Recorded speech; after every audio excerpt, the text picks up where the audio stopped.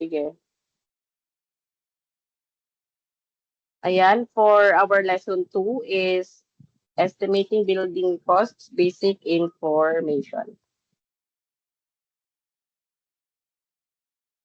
So, for this topic, bibigyan ko kayo ng mga ideas, mga basic informations para sa ating subject para ma-familiarize kayo pagdating ng um, may ma-encounter kayo pagdating ng araw sa labas, sa work ninyo, sa job, sa OJT ninyo, just in case, or pag magkaroon na kayo ng inyong mga first job ninyo as a future civil engineer.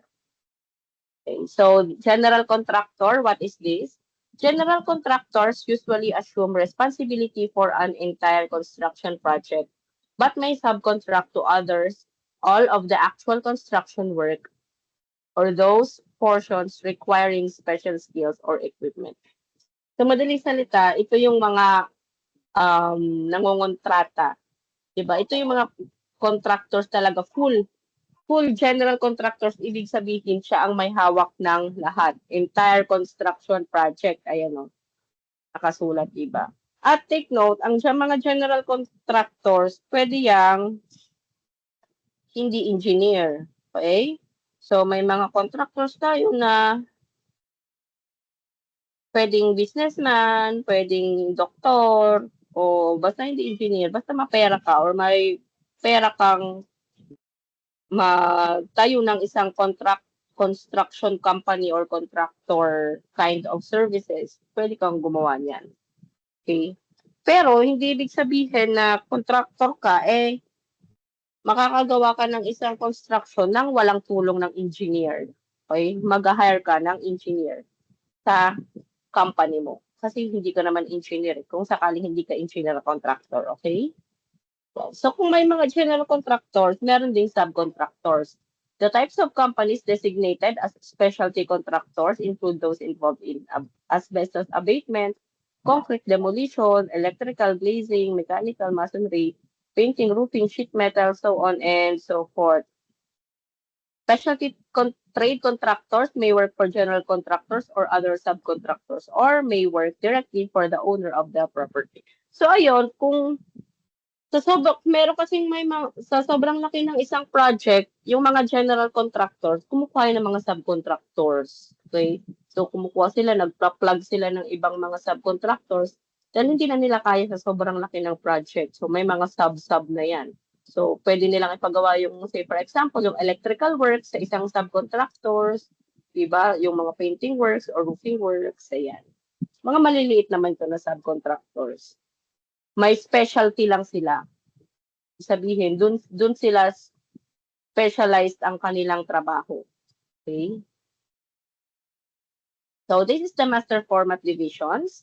So, this division number and division titles, so meron kang 16 numbers and 16 siya na mga descriptions. Ang ibig sabihin, ito yung mga needed para sa makagawa ng isang project, structural project. Ito yung mga nilalaman yan. Hindi lang sa construction, pwede rin siyang format division para sa bill of quantities. Sorry, BOQ. So yan. Sa construction, applicable, and sa ating BOQ din na gagawin, applicable din yan. So yan o.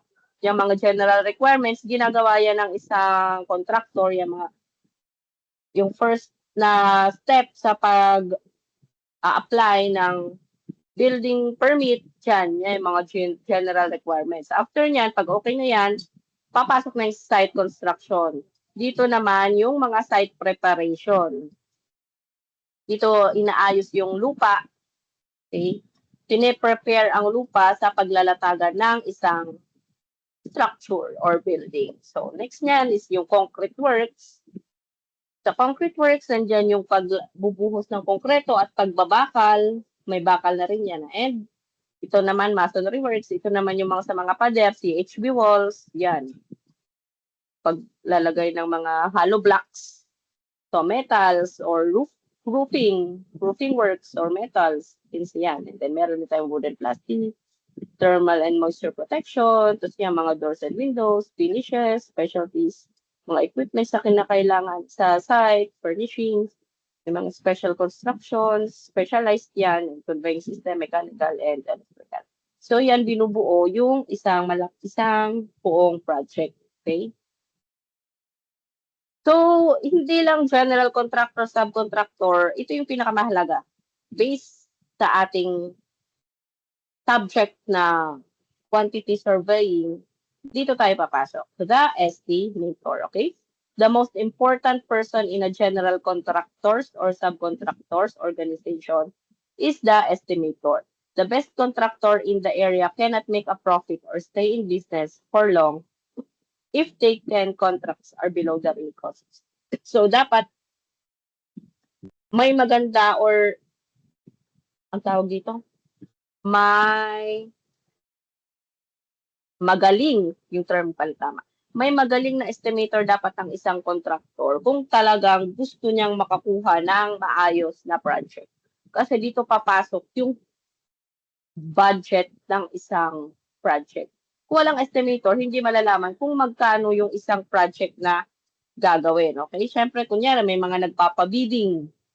So, bidding nitong isang bahay na ito. So, yan. So, ngayon, yung bahay na yan, papa-estimate yan.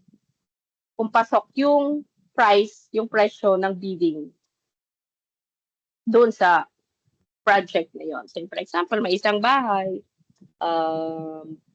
residential house, two-story residential house, pinapabidding ni owner, ng owner. Diba? And then, may maraming mga contractor dyan na magbibid. So, magsasend sila ng proposal nila kung magkano yung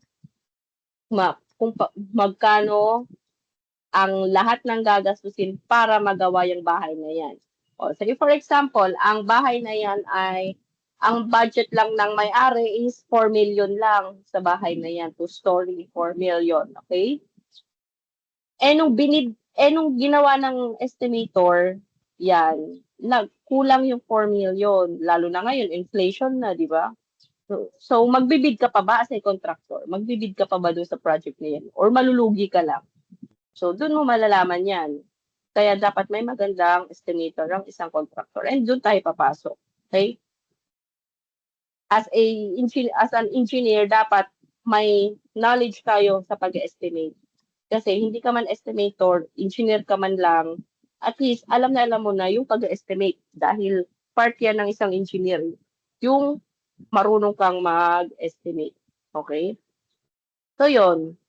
So, kunyari, yung project na yon 4 million, sasabihin mo dun sa owner, Mr. Owner, hindi kaya yung 4 million dyan sa budget ninyo. Kasi nung nag-estimate kami, lagpas 4 million, almost siguro 5 million yung gagastusin. So, lugi na 1 million. So, dun magkakaroon ng idea yung owner, di ba? Na, ay, kulang pala yung budget namin. O, sige, next year na lang, magdadagdag pa kami ng budget kung sakali. May mga ganun namang mga negotiation para lang maging okay yung transaction ninyo, di ba? So, the following knowledge, managerial talents, and degree of construction experience make a good estimate. So, ito dapat yung mga dito, attitude or character ng isang estimator. Ability to read and understand contract documents with special skills in reading construction drawings for all specialties and related specifications. So as an engineer and as a quantity surveyor, dapat marunong kayong magbasa ng plano. So yung mga pina-check ninyong plano, dapat aralin nyo yun, ha? Aralin nyo ng maigi yung plano na yun kasi yun ang i-estimate ninyo. So baka mamaya, meron pa sa inyong hindi alam magbasa ng plano kung ano bang symbol, ang bakal, di ba?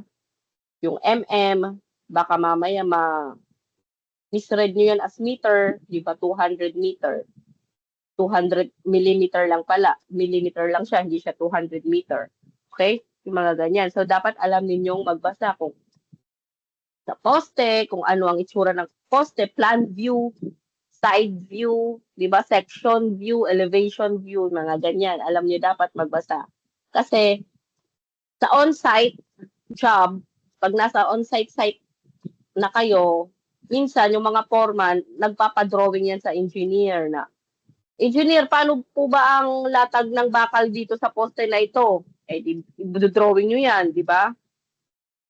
O, ganito po yan, foreman, ganito po yung latag ng bakal na yan. Dapat nandito yung dalawang bakal, ito, yung mga ganyan. So, dapat alam ninyo magbasa at mag-drawing kung sakali man ng mga contract documents and drawings sa construction. Okay? Next is number 2, ability to accurately take off the quantities of construction work for which he or she is preparing the detailed estimate. So, ito on spot to, on the spot. So, dapat alam ninyo accurately mag-estimate ng construction work. So, malay nyo sa site, engineer, kulang na po yung semento natin dito sa buhos. 2 poste pa po ang pubuhusan. Magkano po ang i-order ko? O sa 2 poste na yan, dapat kayang-kaya mong mag-manual estimate. Wait lang, Corman, magko-compute lang ako kung ilan ang i-order natin. So, yeah. So, dapat alam mo, mag-quantity take off on the site of construction work. Okay? So, kaya tayo may ganitong subject and manual po kayong pinapagawa nitong subject nito, di ba? Ni-require ko kayo ng notebook and doon ninyo isulat or i-compute yung inyong computation kasi for your future references, alam ninyo, di ba? Mahirap kasi kung high-tech na tayo na ipapa-excel ko lang ito sa inyo. Eh, mawawala yung theory, mawawala yung original computation ninyo, mawawala yung expertise and experience ninyo since nag-manual tayo. Tatatak yan sa utak ninyo, yung mga manual computations na yan. Okay? So, number 3, ability to visualize the future building from drawings, which usually requires some years of construction site experience. So, yun. So, dapat malawak ang yung imagination and na-visualize nyo na yung mga future na itinatayo. Okay? So, parang na-visualize nyo niya, kunyari na sa poste pa lang kayo na tinatayo, syempre dapat na-visualize nyo na yan kung ano na yung magiging kalalabasan yan on the future run, di ba? Dapat may ganong kind of talent yung isa sa atin or bawat isa sa atin as a good estimator. Number 4, knowledge of arithmetic, basic geometry, and statistics. Ito talaga ang napaka-importante, ha? Isasabihin lang ninyo is pang high school lang to, pero hindi. Based on my experience as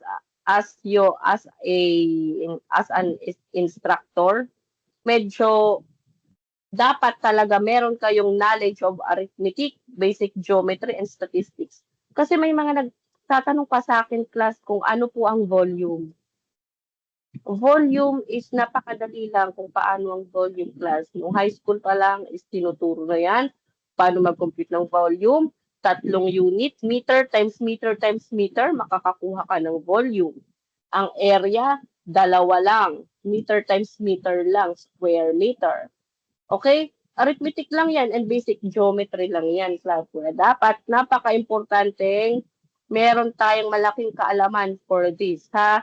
Kasi basic lang yun eh. Kukuhain mo lang yung volume, mahihirapan ka pa. Diba? Parang gusto kong sabihin na, bumalik ka kaya sa high school. Bakit hindi mo alam kumuha ng volume? Ayun. So, dapat meron tayong basic knowledge about that. Okay? Kasi ang ating estimate is mga ganyan lang naman. Volume, square meter, pieces lang, length meter, ganun lang ang mga kinukuha natin dyan, okay? So, madali lang to. Matrabaho nga lang kasi isang bahay. Imagine ninyo, sa isang SEM, mag-estimate kayo ng isang plano. Yan yung plano na inaprubahan ko. Okay? Kaya mahalaga na may approved plan kayo dahil dyan kayo magsa-start ng estimate. Imagine niyo class, isang SEM natin yan, i-estimate. Pero, kapag kayo ay graduate at naging isang estimator, 2 araw, 1 araw, dapat napasa mo na yan sa iyong boss. Ganong kabilis. Imagine niyo students pa lang kayo, 1 sem nyo siyang gagawin. Pero sa actual job, mabilis mo lang yan dapat i-estimate kasi hihingi yan sa'yo kaagad. So, ganun. Ganun ang pagiging professional. Okay? Kaya, sasabihin ninyo is, mura lang ang fee ng isang engineer. Hindi. Kasi, lahat ng experience at pinag-aralan niya for 5 years and experience, dun yun nabibigay sa work na yun. Sa maliit na span ng work, kayang-kaya ng isang engineer makapag-produce ng isang estimate dahil nga based on her or his experience, his knowledge na nakuha sa ilang taon niyang pagtatrabaho at pag-aaral. So, ayun.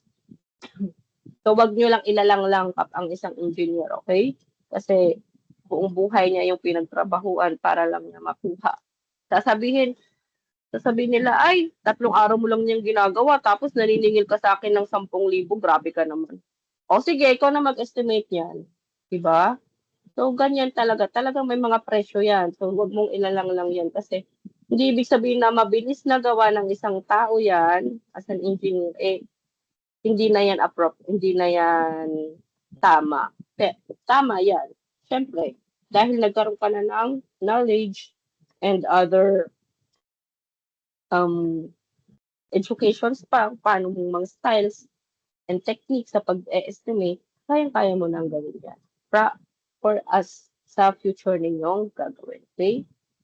Next is number 5, familiarity with estimating software in depth and with available building cost databases.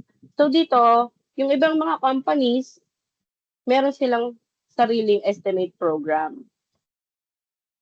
Tulad ng dati kong client sa Australia, James Hardie, meron silang sariling estimating software para sa mga Hardiflex naman yun. So, yun, meron silang sariling software program, yun, naaralin mo yun kung paano ka makapag-estimate doon. Yeah. So, para naman yun sa specialties nila ng mga Hardiflex yun. So, yun. Yung iba rin, meron din yan. Wait lang class ha, meron tumatawag sa akin, saglit lang. Ayan. So, dito sa number 5, kung wala namang software na binigay sa isang company or sa inyong trabaho kung sakali, pwede naman kayong gumawa ng Excel at gumawa kayo ng sarili ninyong estimate.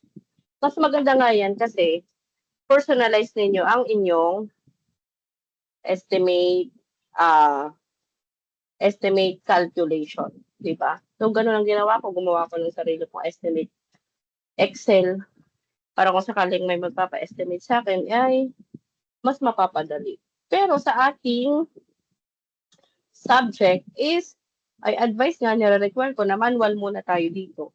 Para pagdating ng panahon, ay alam ninyo yung tawag dito, kung paano ginagawa siya manually. Para alam ninyo gawin siya sa Excel kung sakali, di ba? So, next. Knowledge of building construction method. So, dapat alam niyo yung mga methods sa construction. Alam niyo yung pagkakasunod-sunod, kung ano ba muna, sa pagkatapos mong mag-excavate, ano pa next ang gagawin, maglalatag ka ba ng bakal muna o magbubuhos? Siyempre, kailangan mo munang maglatag ng bakal bago mo buhusan. So, yun yung mga construction methods. So, dapat alam mo yung sequence niyan kung paano yung pagkakasunod-sunod. Next is knowledge of labor productivity, crew composition, and impacts of various forecasted site conditions on crew output. So, yan, alam mo yung labor production or yung mga manpower, yung mga labors sa site, medyo dapat may konting knowledge tayo dyan para alam natin siya sa pag-estimate natin. and kung ilang tao ang dapat nating ilagay sa isang activity na yan, may idea tayo. Say for example, sa paghuhukay. So, ilan bang tao ang dapat mong ilagay? 10 tao ba sa paghuhukay? Masyado naman atang madami yung 10 tao, di ba? Eh kung kaya naman siguro ng 3 tao lang sa paghuhukay, eh di 3 tao lang munang paghukayin mo. Yung iba naman, dun mo siya ilagay sa ibang activities. Yung mga ganon, yung mga distribution of labors. Okay? Number 8, possession of office managerial skills in organizing project-related cost information. So yan, sa mga ano na yan, pagdating na yan ng inyong pag medyo tawag dito, leverage na tayo and hindi na tayo nasa lower, tawag dito, lower grade or lower team, medyo nasa managerial skills na tayo, marunong na tayong mag-organize ng mga project-related cost estimations. So, nasa mga project manager, ano ka na yan, na position kung sakali. Okay? So, next, ability to work under pressure and meet all bid requirements and deadline. So, yan, syempre, as an estimator, dapat nakakapag-work tayo under pressure. Kaya nga, dito sa ating subject, maganda, wag kayong magrereklamo kung kayo ay nape-pressure. Kasi, kasama yan sa pag-build ng inyong character. Okay? Since, ano na kayo, ang tawag dito, sanay na kayo to work under pressure. Hindi na kayo mas stress o mape-pressure pa pagdating sa actual work ninyo, pagdating sa paglabas ninyo ng school. Okay? Tulad ko, bilang isang PUP students, okay, ako kasi graduate din ako ng PUP kung alam ko, hindi ko lang alam kung na-mention ko na sa inyo. Pero PUP student din ako, alma mater ko yung school na yan, and board passer na din. So as a PUP student, and studying under pressure talaga kami. And hindi kami nagrereklamo kung talagang binibigyan kami araw-araw ng mga assignments ng prof. Kasi wala naman kaming choice kundi mag-submit at talagang gumawa niyang mga yan. So, okay lang sa amin yan. So, hindi pa naman uso dati yung uso naman ng Facebook, pero hindi kami nag-rant sa Facebook na, I'm so tired, ganyan-ganyan. Dami kong subjects na mga ganyan. Hindi. Kung ano lang yung nandyan is ginagawa namin. Kaya, nung nag-work na kami outside, kung batuhan kami ng madaming projects, ina-handle namin with grace.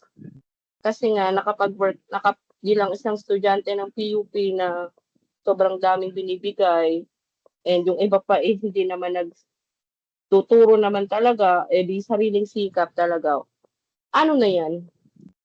Tawag dito? Given na yan. So, sa amin, given na yan. So, kailangan mong magpursige. Diba? And talagang matuto ka mag-isa. Kung hindi, pwede rin namang magtulungan ng mga classmates niyo. Diba? So, yan. Work under pressure to meet all these requirements and deadlines. Kaya niyo. So, dito, building cost estimates classifications. So, the first classification, the degree of project definition is based upon the percentage of complete architectural and engineering designs. It defines available input information to the estimator. So, yan. So, dito sa first classification, para kayo makapag-estimate ng maayos, dapat meron ng complete architectural and engineering design. Complete archi and structural plan. Kaya nga yung mga yung plano na sinabit ninyo is sina-check ko yan thoroughly, diba? Para i-check kung tama ba yung archi and structural niyan. Kasi yan ang tawag dito, diyan nyo makukuha yung mga input informations ninyo para makuha ninyo yung tamang values ng estimate. Okay? So yan yung first classification. Kaya dapat tama yung plano ninyo, nandiyan naka-specify dyan kung ilan ang bakal ng poste, ng footing, ng biga, diba? And naka-identify kung anong material ang nasa roof.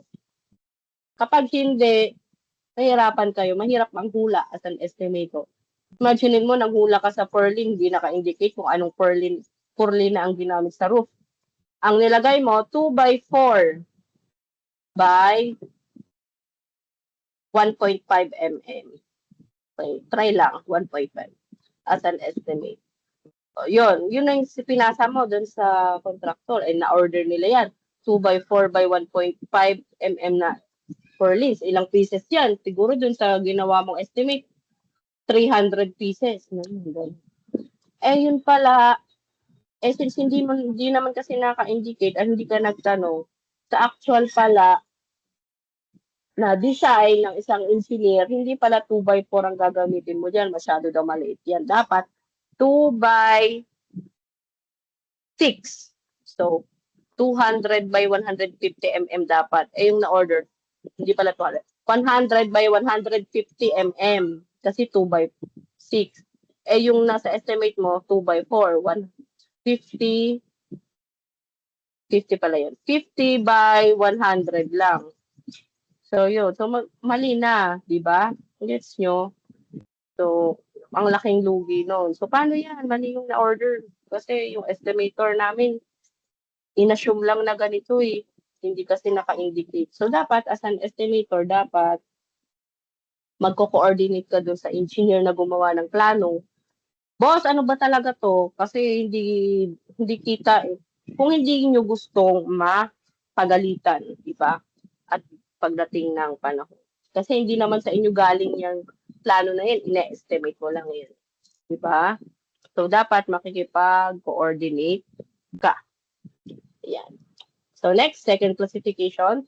The end usage of the estimate is based on available data, progress, and covers conceptual estimates for investment feasibility and studies funding authorization, budgets, and contractor detail estimates for lump sum bidding. So, dito sa second classifications, dapat daw is overall na. So, ibig sabihin, hindi lang siya completed ng Arch Engineering Designs. Dapat lahat nandun na. Meron ng electrical, mechanical. Ayan. And then, for future purpose siya eh. Ibig sabihin, yung na-estimate nyo na ito, pwede siyang gamitin as future reference. Okay. Ibig sabihin, itong project na ito, two-story by 100 square meter. Ang kinalabasan nito is 5 million. So, if ever na may magpa-estimate sa inyo na medyo malapit-lapit doon ng ang size, di ba? Two-story din. And then, medyo sabihin mo 110 square meter o medyo malapit-lapit. So, may idea ka na boss, siguro mga 5 million din yan kasi may na-estimate na po ako niyan dati. 5 million po yung kinalabasan. So, yun, as an investment feasibility and studies funding authorization. Di ba? So, mayroon ka ng idea. So, next is the third classification. The estimate generating methodology is based on process employed to forecast building costs that are stochastic and deterministic. So, dito naman, yung pag-estimate nito is based on the process employed to forecast building. So, for future din ito. Okay, for forecast building cost din ito. And, under naman siya ng methodology. So, ang pag-estimate mo dito is by methods na, say, for example, sa concrete, okay? So, sa future mo na building cost, may idea ka na sa pag-estimate mo sa part lang ng concrete na methodology. Okay? Kasi dun siya pasok. Next is quantity take-off. Ito na yung pinaka-output. The first part of an estimating task is to determine the amount of materials that will be required. Material quantities are the fundamental data forming the foundation on which all estimating process build. So here, ito na ngayon, ito na yung amount ng material that will be required. So, sa quantity take-off, aalamin mo kung ilang mga materials ang kinakailangan sa proyekto na yan At kailangan mong malaman kung gaano kadami siya. Diba? So, yun yung quantity take off. Okay? So, part siya ng estimate. Kasi yun naman talaga yung ginagawa. Bill of quantities. BOQ. Okay? Two major components, that determination of the quantities of work and the computation of the prices associated with those quantities. So yun, yung first is ito yung ginagawa natin, aalamin natin, calculate natin yung materials, yung quantity ng materials na yan sa project. And yung computation ng price associated with those quantities. So, pag makuha mo na yung amount, itatimes mo siya ngayon sa presyo niya on market and malalaman mo yung presyo niya talaga. Say, for example, 5 cement ang nakuha mo dito na quantity. So, magkano ngayon ang price ng isang semento sa market? Say, for example, sabihin natin 250 isang bag. So, 5 pieces ng cement times 250. So, meron kang 1,250 pesos. So, yun na yung presyo nun. Okay? So, ganon. So, four basic components of quantity takeoff. That is the linear, area, volume, and unit measures. Linear calculations are used in determining perimeter length, width, and height, and are the most basic type of construction calculations. So, linear meter, dito pumapasok, yung ipla-plus mo lang yung length niya. So, saan to pumapasok? Katulad ng mga purlins. So, isang purlins sa isang bubong, diba? Nasaan na ba? Okay. Sa isang bubong, kung ito bubong, and pag ganito yung slope, ibig sabihin, pag naka-view siya, nakaangat yan. Pag ganito, ang bubong, diba? Pag ganyan. Kasi pag ganun. So, ayan, ito yan. So, may purlins ka ngayon na nakaganto. Ayan yung mga purlins. So, bibilangan mo ngayon yung length meter niya, mga purlins na yan. So, kung ilan yan, tapos kunyari ito, 5 meters, ito 10 meters. So, 5 meters na 1, 2, 3, 4, 5, 6, 7, 8, 9, 10, 11. So, 11 times 5, 55. So, 55 meters. Lahat yan. Kasi 11 siya. 5 times 11 siya, diba? 11 times 5. So, yun yung meter length niya. So, ganun lang. So, binilang ko siya manually, diba? Pero kung hindi niyo siya gustong bilangan manually, may nakasulat naman yan. Tuturo niya ng purlins. Si purlins, kunyari 2 by 4 by 1.2 mm space at 600 mm. So, di-divide nyo ngayon yung 10. 10 divided by 0.6 meter. Kasi yun yung spacing niya, di ba? 10 divided by 0.6. O, 16. So, sa totoong buhay pala, 16, 16.6. So, 70 na yon plus 1 kasi yung gilid. So, 18 pieces dapat. Imagine niyo, di ba? So, sa count, ano lang, 11 lang. Pero yung totoo pa lang nakalagay at 600 mm. Ibig sabihin, dito ka magbe-base, ha? Sa 600 mm. So, 18 pieces pala. So, yung 18 pieces na yan, times mo ngayon siya sa length na 5 meters. 18 times 5 meters. So, 18 times 5 ay dapat meron kang i-order na 90 meter na purchase. Eh, wala ka namang ma-order na 90 meter sa market. Ang sa market is 6 meter lang. Kaya divide mo yun ng 6 meter. Kasi 6 meter lang ang length ng mga purlins. So, 90 divided by 6 is 15 pieces. So, sa market, order ka ngayon ng 15 pieces na purlins na ganito ang size. Okay, so yan ang linear meter. Okay, pa-plus-plus mo lang yung linear meter. Ganun lang ang linear meter. Next is area calculation, area obtained by multiple two linear measurement. O, example ng area, isang times mo lang, madali lang. Di ba? Area, 5 by 10 ulit. O, times mo lang yan para makuha mo yung area. 5 times 10 is equal to 50. O, dito tayo sa volume are obtained by multiplying 3 linear measurement. O, pag sabi 3 linear measurement, tatlo na. Ibig sabihin, cubic na siya. So, kung square siya, 3D na siya. 3D dimension. Intindihan? Meter, meter, and yung height dito, meter. Intindihan? Length times width times height. Diba? Pagpalagay natin yan, may 5 meters ka at may 10 ka na width and yung height mo pababa is 1.5. O, ilan yan? So, pag volume, tatlo. Okay? Tatandaan ha. 5 times 10 times 1.5 na lalim. O, so, ang cubic meter niyan ay ilan? 75 cubic meter. Huwag niyong kakalimutan yung unit. Okay? So, dito may unit din siya. 90 meter. Okay, dito pieces na kasi dinivide mo siya kung ilan. Okay, so dito unit measures are applied to construction items such as the number of bricks, CMU blocks, windows, and doors. So dito, bibilangin mo yung pieces. Katulad dito, yung per list, pieces na siya. Kasi, na-divide na natin siya eh. Pero dyan, pumapasok din yung ilang pieces ng CHB. Okay, may computation tayo niyan plus ha. So yung mag-alala. Sa CHB. Computation ng CHB. Hindi nyo ma-manual bilang yung CHB. Mahirapan kayo. So may computation tayo sa CHB. Darating din tayo dyan. Okay? So that is the 4 basic component ng quantity takeoff. So yan, meron naman palang sample, di ba? Gumawa pa ako ng sarili. So yun yung example niya, linear calculation, perimeter daw ng concrete slab.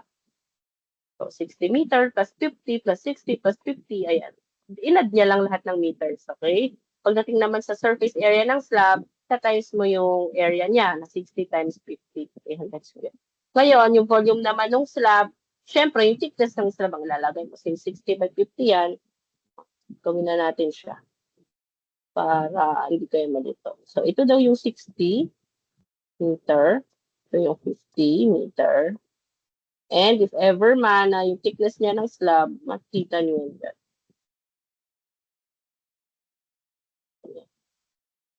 Para lang 3D lang natin. So, yung thickness daw na to is 0.1 meter. Okay? Ayan, so dito na tayo. 60 times 50 times 0.1 yan. 30 meter cube. Okay? So, unit measures calculation number of type A windows and floor. So, dito, ang binilang niya is yung windows o bintana. So, meron daw 2 sa north, merong 6 sa east, merong 4 sa south, at may 5 sa west. Ang dami namang bintana nito, butas-butas. Anyway, example lang naman siya, di ba? Sa bagay, 60 meters naman yan. So, sobrang hawak. Ano yan?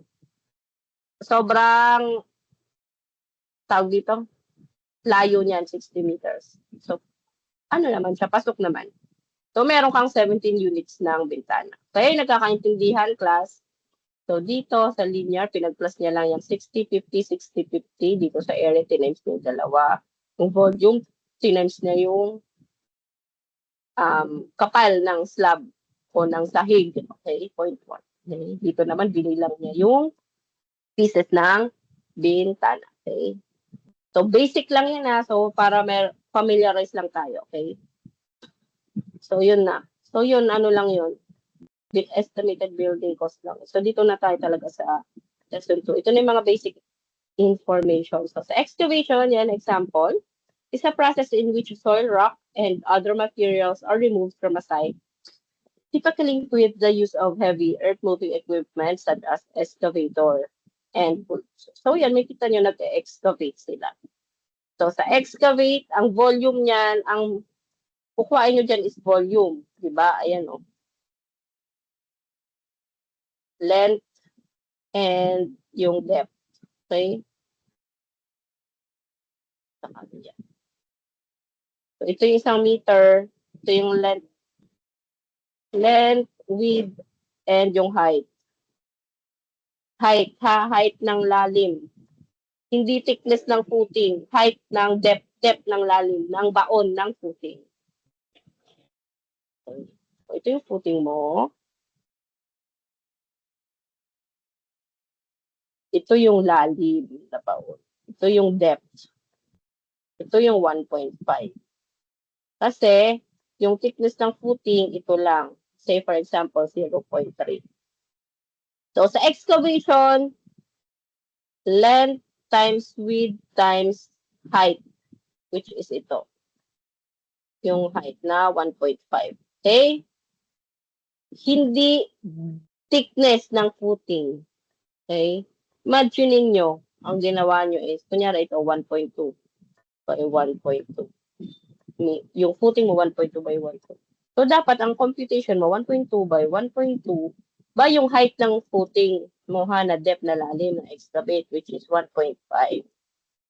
So, ilan yan? 1.2 by 1.2 by 1.5 ay meron kang dapat 2.16 cubic meter. Eh, yung estudyante na nag-excavate, ang kinuha niya itong 0.3 na thickness. Mali, oh, ang layo, oh. Asan to? So, kung naghukay ka, ganito lang yung binaon mo. Ito yung lupa, ito yung, sorry, ito yung iyong footing, ito yung 0.3. Ayan lang yung hukay mo, 0.3 lang. O, ang liit. So, ang ginawa ng estudyante ko last sem, ganyan, 1.2 times 0.3. O, ilan? 1.2 times 1.2 times 0.3. Laking kawalan yan. Laking lugi nyo. O, 0.432 meter lang, meter cube. Ang laki oh, imagine niyo 0.42 compare nyo sa 2.16. Ilan? Minus mo yan. 2.16 minus 0.0432. 1.728 cubic meter na wala. 1.728 cubic meter ang nawala niya. Oh, ang laking price niyan. Lugi ka na, ha, class. Kaya wag kayong wag kayong malilito. Excavation, yung hukay ng footing mo ng pagbaon, hindi yung thickness ng footing. Imagine niyo yung estimate mo ganito lang. Binaon mo lang ng 0.3 yung footing mo sa natural ground. Natural ground kasi ito. Natural ground line, NGL.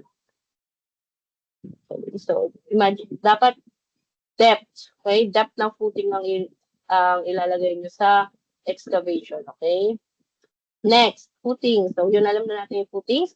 To transfer the live and dead loads of the building to the soil over a large enough area so that neither the soil nor the building will move. Shallow founding, shallow. So, yun nga, footing is nagdadala ng mga loads from that from that structure. Galing sa beams niya, ita-transfer niya from column, and yung column kasi is direct nakakabit sa footing. So, lahat ng loads nyo nasa footing. Kaya dapat maganda ang design ng footing ninyo. Okay, so, minsan nung sinacheckan ko yung inyong plan, di ba, napapasabi ko, parang under-design naman yung footing nito, di ba? Pero anyway, hindi naman ako yung nag-design yan. So, di ko alam kung paano din-design yan ng engineer. Kasi, syempre, respect din natin yung engineer na nag-design niya, di ba? Yan, medyo lang. Napapa-comment lang tayo minsan kung may experience na tayo sa design and then nakikita natin na under-design yung isang structure, talaga tayo. Comment lang tayo in your opinion. Yan. So, yan yung footing. So, makikita ninyo, yan yung laki niya, naka 18 inch siya. Ano ba tong sample ko? Anyway, meron naman kayo niya sa inyo, di ba? Naka meters na. So, example lang naman yan. So, to put it simply, the function of a structure is to do nothing. The most successful structure stays still. Ayan. So, dapat matatag yung inyong footing. So, different kinds of footing. Meron tayong combined footing. Pag sinabing combined, dalawa. Combined din. So, pinag-combine siya. So, dalawa ang column mo sa isang footing. So, may mga nakita akong may naka-combined footing sa inyong project ay sa inyong plano, okay lang yun, ha? Wala tayong problema dyan. May estimate nyo pa rin naman yan. Basta alam nyo lang yung length. Sorry. Ayan, yung length niyan. Ito, yung length, yung width, at alam nyo yung height niyan. Ma-estimate nyo yung excavation niyan. Okay? Next, ayan, example ng excavation. So, meron tayong mga different kinds of footing. Yung kanina is yung combined nga kanina. Ngayon naman, mat footing. Ibig sabihin ng mat, isang buong sahig ang kanyang footing. Imagine, yan o, mga column yan o. Column yan class. So, yan. So, bakit tayo nagkakaroon, ma'am, ng mat footing? Kasi, minsan, underground basement, mga basement, kailangan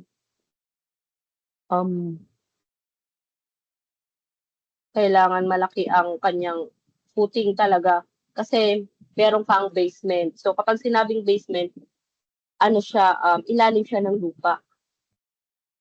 Kung ito yung NGL, nandito siya sa ilalim ng lupa, tinayo yung basement mo. So kapag basement ka, ibig sabihin, lupa ito, lupa yan. Okay. So dapat ka may retaining wall ka dyan, and then mat foundation na yun. Imbis na gumawa ka pa ng footing, ito na mismo yung footing mo, yung sahig na malalim. Minsan, nagkakaroon tayo ng mat foundation kapag mahina or medyo hindi recommended sa isolated footing, kailangan na ng mat foundation. At medyo malalim to. Siyempre, isang floor yan. So, 2.8 meters. Pag 2.8 meters na isolated, medyo maano na yun, malalim na yun masyado, diba? So, yung iba, ginagawa na nilang mat footing. So, yan. So, dito mo yan, mga mat footing, kadalasan niya sa mga hotels, malls, kasi di ba may mga basement sila. Yung basement nila, minsan car park, yan, mga ganyan. So, para mas maganda at matibay, mat foundation ang ginagawa nila. So, deep foundation, a geotechnical engineer would recommend a deep foundation over a shallow foundation due to many reasons. So, kung meron tayong shallow foundation, yung shallow foundation, yung isolated, yun yung pang, pang mga residential, mga bahay. Pero minsan, kailangan na ng deep foundation kasi poor soil, mahina ang lupa, large and design load, ibig sabihin, malaki ang loads ng structure mo.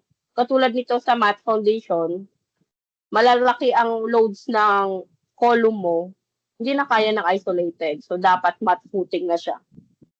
Kasi nga, di ba, sabi ko, example nito, di ba, mga hotels, di ba, ang hotels, ilang floors yan? 100 floors, 50 floors, yan. Malalaking loads yun.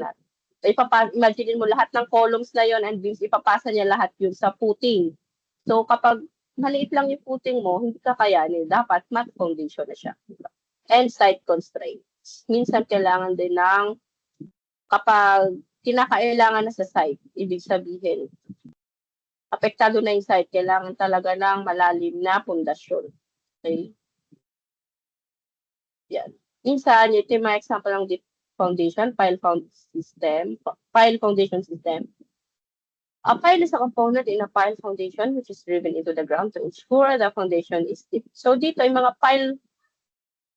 pile foundation, naglalagay sila ng mga board pile. Example nito is yung mga towers. Nakikita niyo mga towers. Ganito minsan ang kanilang foundation. Pilote. Nagbabaon sila ng pilote. Okay? Ganyan. Kasi nga minsan poor soil, ibig sabihin nito, baka mamaya mababaw yung water table niya, medyo saturated, malambot, kailangan mong ibaon ngayon yung board pile mo dito. Baka kasi dito, ito na yung part na matigas, adobe. Kailangan niyang ma-reach yan, yung matigas na part. Para doon, para maging stable yung structure sa taas. Okay? Next is monopile, isa lang naman yon. Utilizes a single generally large diameter foundation, structural element to support all the loads, weight, wind, etc. of a large above surface structure. So, dito naman, monopile, isang pilote lang yan. Example yan minsan ay yung sa mga, sa mga tubig naman. Wait lang class ha, saglit lang. Ayan. And ang example niyan is yung mga structure under the water. So, naka-monopile tayo dyan. Ayan. Example niya, malalaki yan kasi ng mga board files. Okay? So, meron din tayong specialty files, sheet files. Is a form of driven piling using thin interlocking sheets of steel to obtain a continuous barrier in the ground. So, ito para itong yero. Parang yero lang na ibinabaon mo. Para to minsan ginagawa sa mga flood control eh. Ayan no. Ganyan siya. Sheet naman siya. Ibig sabihin is parang yero nga kasi tawag nga sa is sheet din eh. Galvanized sheet, di ba? Yung mga yan. So, pwede siya for flood control system. So, meron din tayong footing tie beam. Ang footing tie beam is to avoid differential settlement. So, kung napansin niyo nung nag-check ako, di ba, tinitingnan ko yung plans ninyo kung may tie beam. Kasi maganda siya sa plano. Para lumiit ang ating footing, minsan, ang isang katulad ko na structural engineer, gumagamit ng tie beam. Kasi tulong siya sa moment. Okay? Kumukuha rin siya ng force para ma-distribute yung moment na ibibigay sa footing. Kaya tayo nagkakaroon ng tie beam. And to avoid differential settlement. Ibig sabihin, para maiwasan yung settlement. Say for example, ito, bumaba tong footing na to. O, paano na yung structure mo sa taas gaganon yan. Diba? So, para maiwasan yan, magkaroon ka ng footing, tie beam, okay yan. Para naka-interlock yung, kunyari, ito yung bahay mo. So, may poste ka dyan. Imaginin mo yung poste mo walang kadena. Diba sasayaw-sayaw? So, mas maganda, lagyan mo ng tie beam para naka-lock siya, interlock siya. So, kung gumalaw yung isa, gagalaw, parang lahat sila uniform. Kung sakali ang paggalaw, walang maiiwan kasi nakakadena. Okay? So, yun ang maganda kapag may footing tie beam ka. Okay, yan. Next is yung beams naman, yan. Horizontal or inclined structural members spanning a distance between one or more supports and carrying vertical loads across transverse to its longitudinal axis as a girder, joist, purlin, or rafter. So, yung makita nyo yan sa inyong plano, yung mga beams, di ba? So, yan, siya, carry siya ng loads dito sa beams din. So, yan ang example ng concrete beam. It's a load-bearing unit that can be used to carry both horizontal and vertical load. So, hindi lang horizontal load, vertical loads din ang kinukuha or nakakarry ng isang beam. Okay, so meron din tayong steel beams, steel structure, wide flange naman yan. Okay, so yan. Steel beams are structural supports which are made from steel and alloy or carbon and iron, which is famous for its strength. Beams are critical to the support of a building, spreading the load of the building laterally to ensure that it is evenly distributed so that the building will not be prone to buckling or sagging. So may mga steel structure tayo. Minsan, di ba may mga nagpa-check sa akin na na-aprobahan ko na steel structure. So ito yon. Ganito ang kanilang beams, wide flange. So dito, hindi common ang kanilang pag-estimate. Pieces lang. Bibilangin mo lang kung ilang pieces ang gagamitin mo na wide flange sa beams mo. Unlike kapag RCD ang iyong beam, pag RCD ang beam mo, may konkreto sa loob, may bakal pa. Yan, di ba? Yan. Ganyan ang estimate mo. Konkreto and bakal. Ito, beams lang. So, ganito lang siya. Ay lang siya. Next is wall footing, a portion of a foundation structure that transmit load onto the soil ground. So, yan. May wall footing din tayo. So, isipin ninyo ang mga pader, hindi yan nakatayo lang ha. Hindi yan nakatayo lang sa sahig. May footing yan. Okay? So, nakikita ninyo yung inyong mga plants. Kunyari, ito ang natural ground. Minsan point, may lalalim pa yung CHB yan ha, CHB. So, yung CHB nyo, hindi lang hanggang finished floor. Bumabaon pa yun sa ilalim ha. Yan, may baon yan. Kita nyo? Tapos, may wall footing yan. So, ibig sabihin, kung gaano kahaba yung CHB mo, gano'n din kahaba yung footing mo. So, yung footing na yun, mahaba yan. Yan ha, pag ganyan yan. Kung sakaling i-3D view mo yan ha. Kung ano yung haba ng iyong, yung CHB or hollow blocks, gano'n din siya kahaba. Okay? Ganyan. So, yan. So, maliit lang yun. Siguro 400 mm lang ito. Yung lapad. Nung iba ha. Tapos ito, 250. Pwede na yan, 250 lang. Tapos kung ano yung haba nung wall mo. Yan. Next is reinforced concrete wall. So, may mga reinforced concrete wall. Ibig sabihin, buhos ang kanyang pader, hindi CHP. Bakit may reinforced concrete wall? Kasi nga, minsan, nasa ilalim ng, kunyari, basement. Imagine niyo ilalim ng basement, lupa to. Eh kung CHB lang to, tutulakin niya ng lupa. Tutulak ng lupa yan. Sige ba? So dapat buhos yan. Buhos yung konkreto mo. Reinforced concrete mo. And then minsan kasi yung reinforced concrete wall na yan is acting as a shear wall yan. Ha? Shear wall. Pang tulong sa mga lindol. So maganda kapag may shear. Okay. Minsan yung firewall, kung buhos din yun, konkreto din yun, kasi pang prevent ng fire. Okay? Yung mga yan. Ayan, mga reinforced concrete wall. As in, itong reinforced concrete wall na to, form siya as a CHB kung makikita ninyo. Kasi may ganun din. Ang tawag dun is load-bearing wall. Malaki ang kanyang FC. Kasi ang normal na FC nito is mga 13 to 14 MPa. So, lang, hindi masyadong matibay. Pero yung mga load-bearing wall, itong 13 to 14, pang CHB lang yan, ha? Pero itong load-bearing wall, matataas to. Siguro, hindi ko lang alam kung magpapalo ng 21. Kasi 21 ang buhos eh. Ang concrete natin is 21. Siguro baka 18 MPa, mataas na rin yun kung sakali. Na yung kanyang ginamit na CHB is load-bearing wall. Ibig sabihin, kayang magdala ng load. Mabigat. So, yan. Example yan ng column footing. So, nakita nyo na yun sa plano. Ganyan naman siya sa site. Okay. So, backfill, refill, and excavated hole with a material dug out. So, kung meron tayong excavation, may backfill din. So, magre-refill ka ng lupa dun sa in-excavate mo. Okay? So, meron din tayong mga soil compaction. Ito, not compacted. So, compacted. So, makikita nyo dyan sa plan nyo, dapat may nakasulat na 95%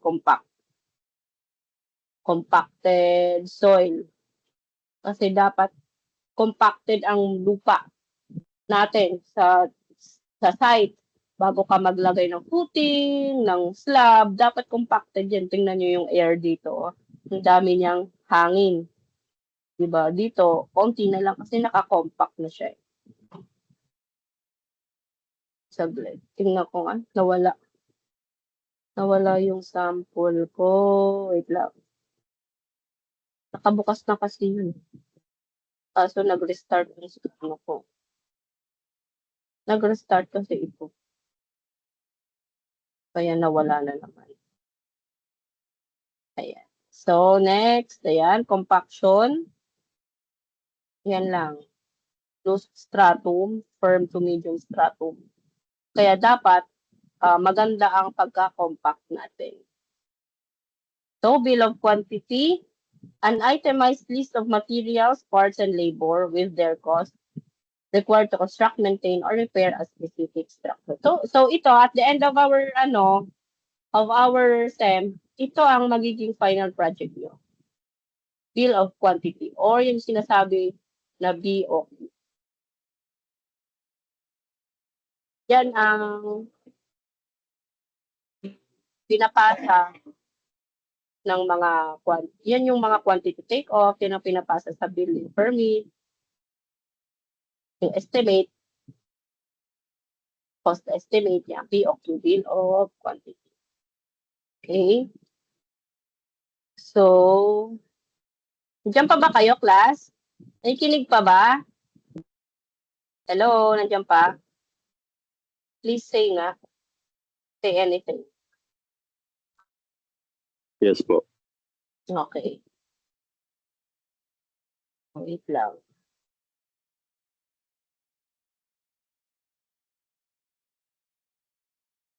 So, ito ang ating sample reference ng BOQ.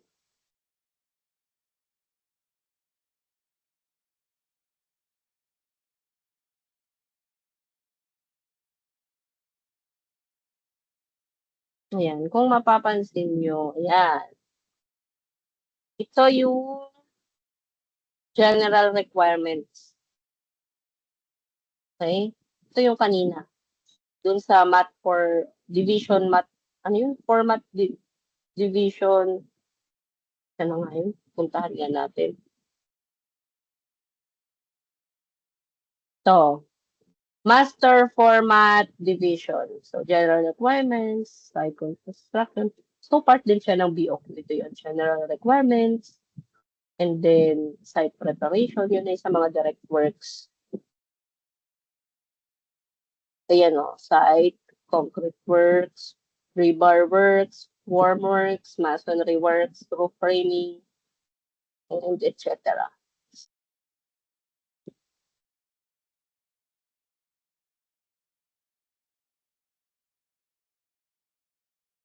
Save namin natin.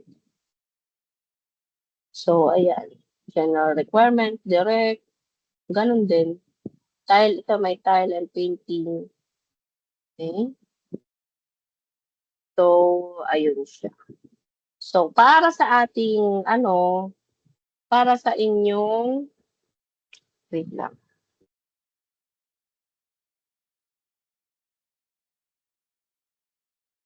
Since ni-require ko kayo ng notebook, di ba? Ayan. So, sa inyong notebook, sino ba ito mapapalaki? Sa inyong notebook, so lesson 2 na tayo. Lesson 2, site preparation. Ayan. So, sa inyong notebook, lagyan nyo ng inyong name, di ba? So, syempre may name ko. Lagyan nyo na ng name ninyo. Doon sa first part na yun. Anyway, so sa inyong notebook, kung may approved plan na kayo, ilalagay nyo dyan ngayon yung project.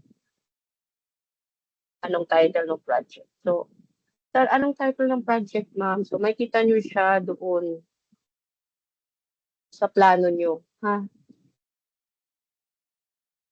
Dali, naglalak.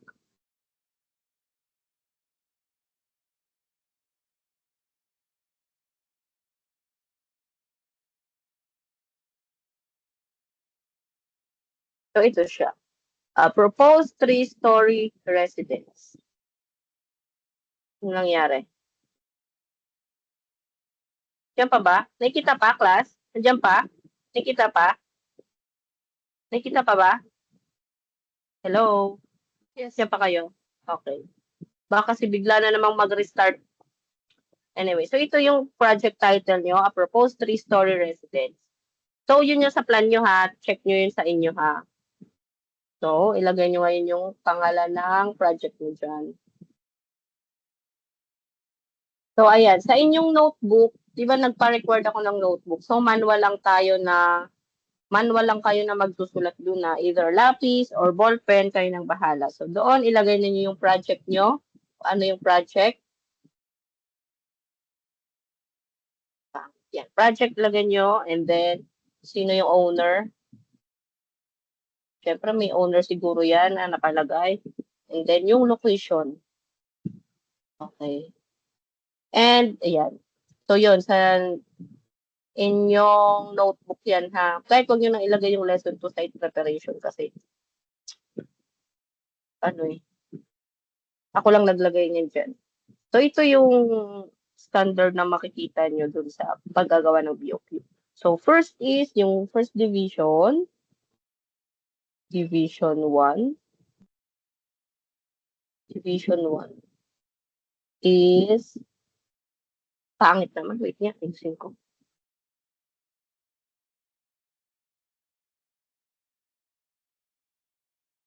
Division 1. Nakikita yung ano ko, class? Yung sulat ko, nakikita? So, general requirements. Hello, nakikita class? Naka-share screen na ba ako? Yes po, ma'am. Okay, so yan. Sa general requirements, yan. Yun yung mga kanina na pinakita ko.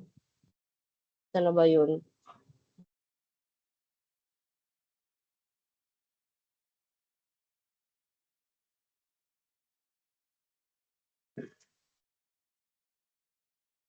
Ito yun.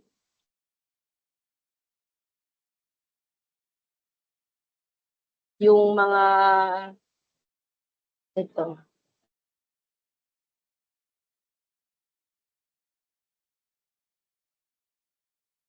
Ayan. So, permit, license, bonds and insurance, mobilizations, yung mga yan. So, madami pa yan. Madami dito. Ayan. Temporary facility, yan, as well province. Kung mapapansin nyo, naka one lot lang yan kasi yun lang naman ang kanyang ano, kasi ano to eh, mga requirements to eh. Okay? So, wag na natin ilagay kasi wala naman yung medyo competition. So, next is, punta tayo sa division 2.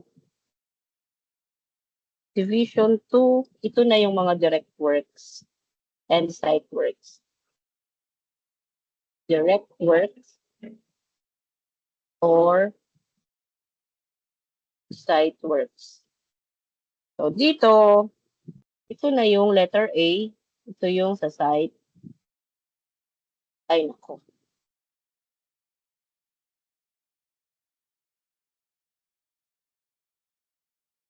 Ay, nako.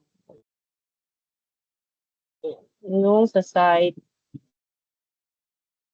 preparation. So, ito yung preparation.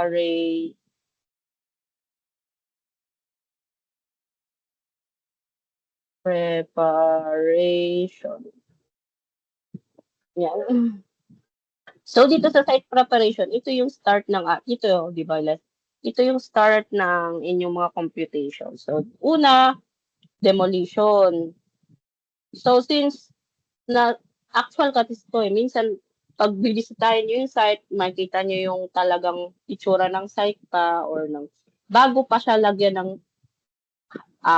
bahay, may kita nyo minsan may mga puno, di ba? May kaunting ano, kung ano-ano pang meron dyan, dating bakod siguro. So, i-demolish mo yun. Pero sa ating, ating estimate, wala na muna tayong demolition kasi di naman tayo actually. Okay? Next is 2. Yan, ito. Clearing and grabbing. So, dito sa clearing and grabbing, ito yung lilinisin nyo. And if you clear out ninyo yung mismong lupain na paglalagyan ng bahay. And next is layouting. Next is ito, ile-layout mo yung property line, okay, ng inyong pagtatayuan. And then, number 4, soil poisoning. Sabihin ng soil poisoning kasi minsan baka mamaya may mga hayop dyan or mga bugs or surot, anay, yan, sino-soil poison natin yan para hindi maka-apekto sa ilalagay nating ibubuhos natin or itatayo natin gusali. Okay? Number 5 is excavation. O, di ba? So, sa site preparation, akala niyo excavate ka agad ang una. Hindi. Ang dami pang pagdadaanan bago ka mag-excavate. And next is backfilling, backfilling, backfilling, and compaction. Number 7 is general cleaning and lot leveling. So, after nyan, general cleaning mo na naman yan. And ile-level mo na. Okay? Lot leveling. So, flatten mo na syempre. Diba? Kabako-bako. Diba? So, yan. So, yan ang ating Direct Works Division 2 sa site preparation. So, start tayo ngayon mag-calculate. Okay? Mali. Ito na tayo sa calculations. So, isulat nyo yan, class. Sa notebook nyo, isulat nyo yan. Pati itong ika-calculate ko based doon sa plano ninyo. Kaya doon sa mga hindi ko pa na-checkan, mag-PM kayo sa akin, ha? Direct PM nyo na ako doon sa mga hindi pa na-checkan or na-aprobahan para makita ko yung plano ninyo at makapag-start na kayo mag-compute. Okay? So, dito tayo sa calculation. Calculation. So, start ng calculation. Kukuba na ako. Yan. So, since hindi natin gagawin yung demolition, dito tayo sa start number 2. Yan naman. Magawa na naman ng sarili ko pa yung aking mouse. Ay, aking pen. Number 2 is clearing and grabbing. So, dito sa clearing and grabbing, kailangan mo ngayon malaman yung property line mo. Okay? Yung total area. Kailangan mong malaman yung total area ng property line. Kasi yun ang lilinisan mo, di ba? So, ma'am, saan po yung property line? O, check natin sa plano. So, syempre, pupunta ka ngayon dito sa plano. Kung kanina mang plano to. Okay? Okay. Tignan natin. Minsan meron niya sa site development plan eh. Ayan o. Kita nyo. This site. So, sana meron siya. Wala. Kung wala, yung mismong property line ng bahay. Okay? Yung mismong property line ng bahay. Gets? Yan o. Ito pala. Minsan kasi class, makikita nyo yan. Okay.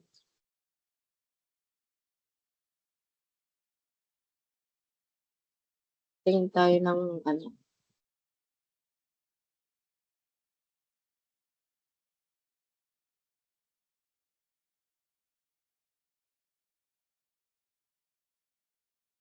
Ayoko na kasi magbukas ng AutoCAD. Baka mamaya mag-close na naman. Meron dun sa example ko kanina eh.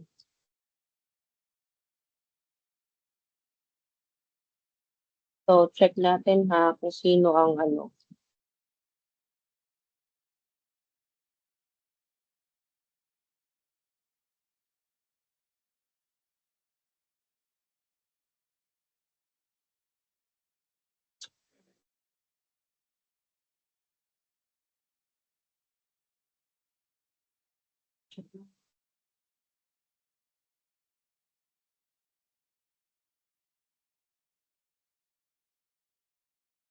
Bakit ganito?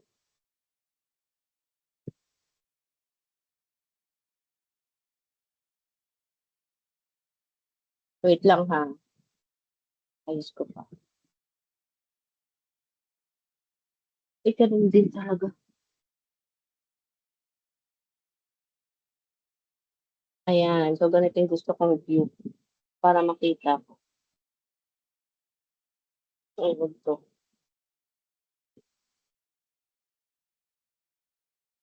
Ito, check natin kung may property line siya.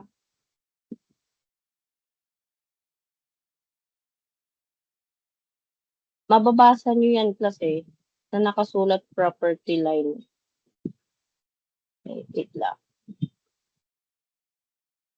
Ito ata baka meron. Ay, sorry.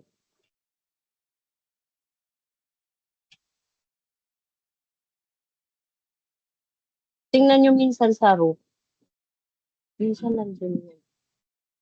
Ayan, no. Ito, kung kanina mang planto. Like Balilla Creek. Ito nakasulat. Oh, firewall property line. Ito, property line. Property line. Property line. Ayan. So, nakita nyo? Yung property line niya is nandito sa grid 1. Okay, nasa grid 1. Pero yung, ito, dyan, dito sa property line. Yan. So, yan ang iyong aanuhin mo. Yan ang total area na kukuhain mo. Okay? Ito yung total area na kukuhain mo. So, that is, kunyari ito, 12.249 times 16.43. Okay? So, yun. Yun ang total area. Eh ma'am, paano po kapag hindi po kita yung property line? Oh, don't worry. Kapag walang property line na nakita ninyo sa plan, ang kuhain nyo is yung ground floor plan. Punta ka sa ground floor plan kung ano mismo yung layout ng bahay. Okay? Yun ang kuhain ninyo. So, dito sa akin, ayan. So, dito sa atin, wait lang. Cancel. Ayan. Saglit lang. Ayan. So, dito, wait lang ha. Nandiyan pa ba kayo? Control V. Ayan. So, yan. So, dito sa atin, ito yung property line niya. Oops, na naman. Gumawa na naman ng sariling buhay. Aking pen. Ito, ha, yan. Tama ba? Tama ba to? Kasi meron siya dito. Di pa naman to na, ano. Ito nga, tingnan nga natin. Tingnan nyo maigi ha. Okay, kasi ayan, may pa-up siya doon. So, tama, pag ganun yan. So, yun. Kuhain mo yung, actually, pwede mo nga itong square eh. Yan. Pwede na yan, hanggang dyan. Kasi meron siyang pa-up siya doon. So, yan. Yan ang kukuhain mong property line. So, ito ngayon yung kuhain mong area. Okay? So, paano yan? So, gawin mong area 1 plus area 2. So, ito yung, since hindi siya totally square, gagawa ko ngayon ng plus plus. Area 1, ito yung area 1 mo. Okay. And then, i-plus mo itong maliit na to, area 2. Mali. Hanggang dito pala yung area 1. Yan. Hanggang dyan. Tapos ito yung area 2. Area 2. Okay? So, makuha mo na ngayon yung total area. Tindihan, class? Nagkakaintindihan ba? Hello? Yes Diyan pa po. kayo? Yan. So, total area is area 1 plus area 2. Okay? So, total area. So, ang area 1, syempre, kuhain mo yung length times width. Length times width. Okay? Plus area 2.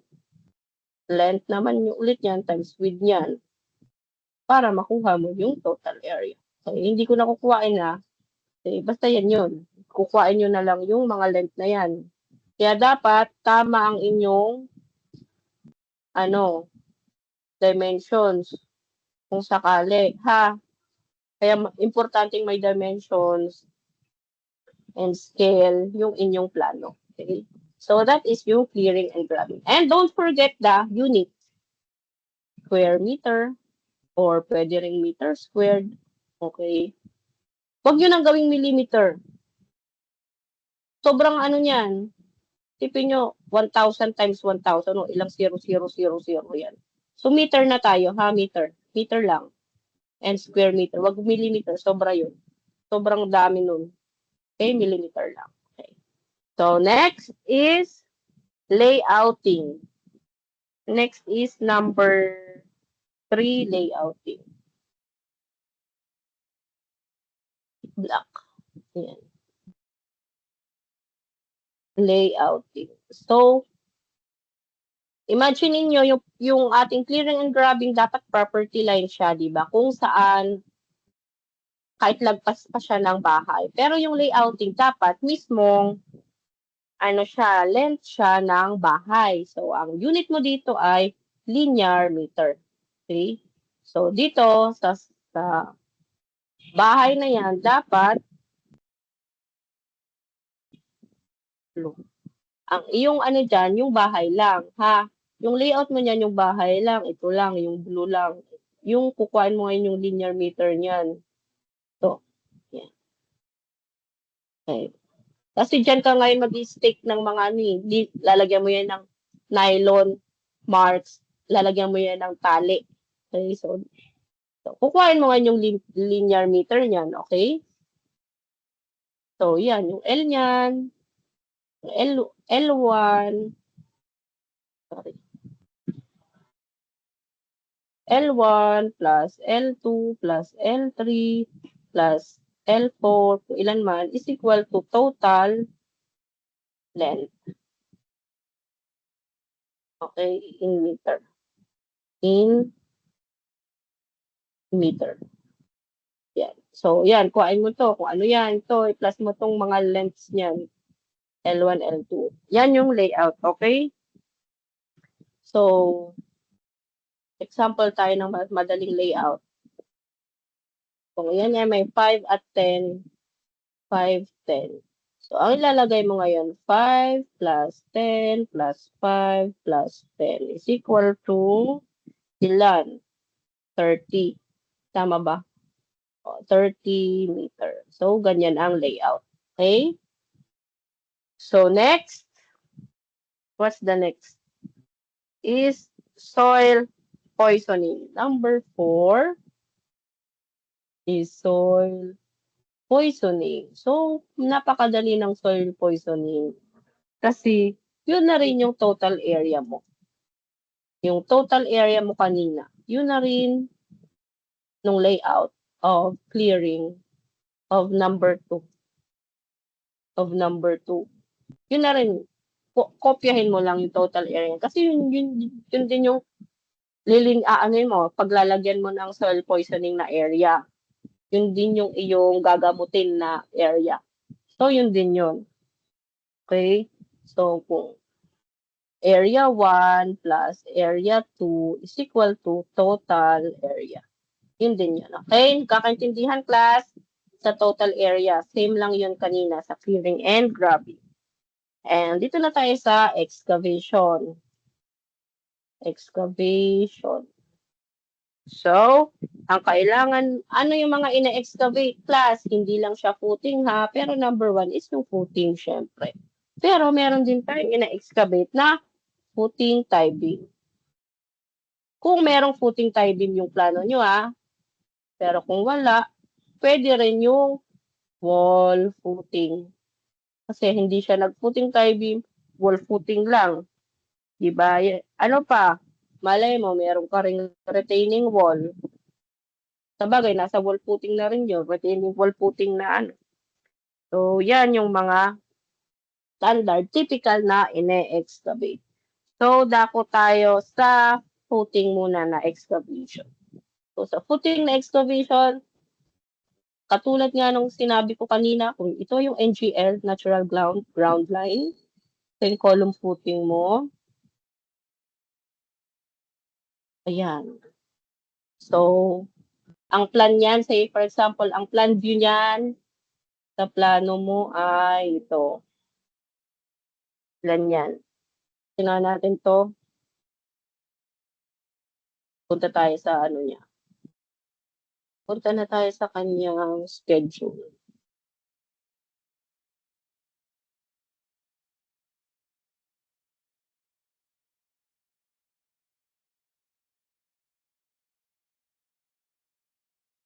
Ayan.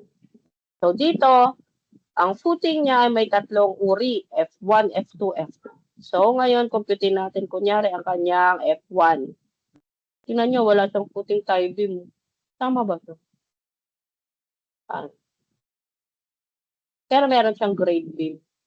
Ground floor. So, dun siya nagkaroon ng beam dun sa ground floor. Okay. Ano tayo magagawa? So, dito, ang kanyang footing, F1 lang muna ha. Ang kanyang footing na F1 ay meron daw 2 by 2 na thickness niya ay 300 mm at ang lalim niya ay ito, 1.5. So, dun sa ating example, lagay natin kunyari ha. So, 2 meter by 2 meter. So, ito 2 meter dito. And ang kanyang lalim daw dyan ay 1.5 meter. And yung kanyang thickness dito ay 0.3 meter. Okay? So, yan na. So, ito yung F1. So, kuhain mo yung ilang pieces yan. Pangit naman. Kasi natin. F1. So, bilangin mo kung ilang pieces yun dun sa plano na meron kayo. So, F1 lang. Ito, 1, 2, 3. O, tatlo lang kasi F3, F2, F3. O, wala na. 1, 2, 3. So, may 3 pieces siyang F1. So, ang F1 niya ay may 3 pieces. So, let's compute. Okay? So, sa F1, meron ka ngayong 3 pieces. And kuhain mo ngayon yung length, width, and height para di ka malito. Ang length niya daw is 2 meter by 2 meter by 1.5. Okay? So, compute mo na. So, for F1, meron ka ngayong 2 meter. Kailangan mo is length times width times height times kung ilang pieces. Okay? Pieces. Mamaya na nga yung pieces. Length times width times height muna. Okay, times mo na yan. So, 2 meter by 2 meter by 1.5 meter. So, meron ka na ngayong, times mo yan ngayon, 2 times 2 times 1.5, ilan? 6 cubic meter. 6 cubic meter. Oh, don't forget the unit ha, kailangan may unit. Kasi pag hindi malagyan niya yung unit, anong 6 yan? Daga, 6 snakes, 6 cats. Lagyan mo ng cubic meter para alam. So, ngayon, yung 6 cubic meter, since may tatlo kang footing, i-times mo siya sa 3 pieces. So, ngayon, 6 times 3 is 18 cubic meter. So, for F1, meron kang 18 cubic meter. Okay? Kakaintindihan? O, next, kung ilan pa. Next na computation, F2. O, next na computation, F3. O, gawin mo yan ngayon sa plano mo. Kung ilan ang ano. Okay. Paano naman ma'am yung footing tie beam? O, try natin footing tie beam. Sa mga may footing tie beam, haba kasi mami. Iyaan mo na. Kasi FTB lang yan. Baka kasi hindi nyo alam may FTB lang yan. So, hanap tayo ng plan na may FTB. Tingnan natin to kung may FTB to.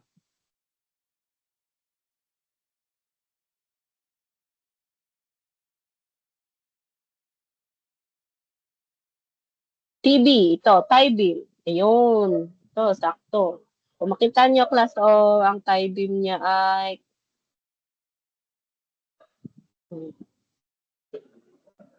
hindi kumpleto. Ito lang. Ito. Sige, kuhain natin. So, lahat ng may call out, yun ang lalagyan nyo, ha? Yun ang kukuhaan nyo ng computations. Okay? Yan, katulad nyan. Hindi naman nakalalagay. Ganyan na nga lang. Para medyo kita. Yan. So, dito sa footing tie beam, example lang to, ha? Yan.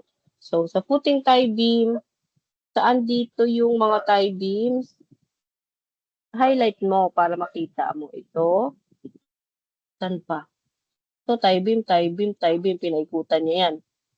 Tie beam niya rin yan. Ito at ito. Ito. Okay. So, yun na. Alam mo na. So, kuhain mo ngayon yan. Ito, ilan to? Ang length niya is 4.079. Pagdating dito, naging 4.1. O, doon ka na sa mas malaki. 4.1. Tama ba? Ito, 4.074. 4.070. Hindi kasi siya, Okay. So, alam mo na. So, ngayon, FTB, TB. TB. Kayo nang mabahala mag-call out. Kunyari sa TB1 muna. 1, 2, 3, 4, 5. So, may 5. Lagay na natin 4. Tandaan nyo, class, pag mag-estimate kayo, mas maganda ng sobra kaysa sa kulang. Okay? So, kung titingnan nyo, 4.108, 4.079, dito ka na sa 4.178. Okay? Pero wag yung masyadong OA, Baka ito 4, tapos ito 3 meters. Ang kinuha nyo 4. No. Malaki ang difference ng 1 meter, 4 at 3. Ito kasi 0.1 lang, 0.1, 0.1. So, gagawin ko na lang lahat. I-consider ko as 4.1 lahat. Pero pwede naman, kung masipag kayo talaga, 4.079 talaga ang ilalagay nyo dito. Sobra, pag in-round off mo yun, 4.1 na rin yan. So, dito na tayo. So, dito sa may 4.1, naggawa na naman siya ng sarili. Dito sa 4.1 na length, kuhain mo ngayon kung ilang pieces siya. 1, 2, 3, 4, 5. So, may 5 pieces ka times 5. Next is TB2. Ito naman, 4.074. 1, 2, 3, 4, 5. Kung i-round off mo yan, 4.1 na rin yan, di ba? Times 5 din. Next, ito naman, yung length na to. 1, 2, 3, 4. Ito naka 2. Ito naka 2. So, dalawa. 2.153. Sa TB3 mo, 2.153. Sa TB4, ilan? 2. Okay? So, yan. I-times mo ngayon yan ng 2. 1, 2, 1, 2. Times 2, times 2. Ngayon, makuha mo ngayon yung total niyan, di ba? O, 4.1 times 5. 4.1 times 5 is 22.5. Okay? 22.5. Ito, 22.5 din yan. Ito naman, 2.153 times 2.153 times 2, 4.31. Hindi niya mapasa. 4.31. And 2 times 2, 4. So, yan, kinuha ko, linear meter yan. Yung mga dilaw. Okay, so total,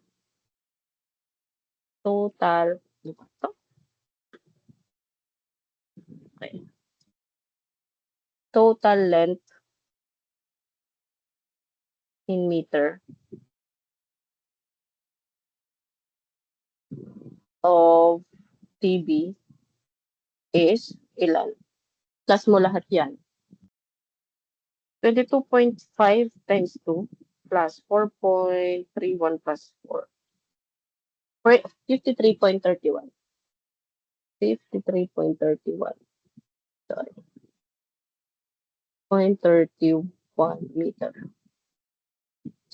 Linear meter lang yan, Okay. Hindi pa yan yung sagot mo, okay?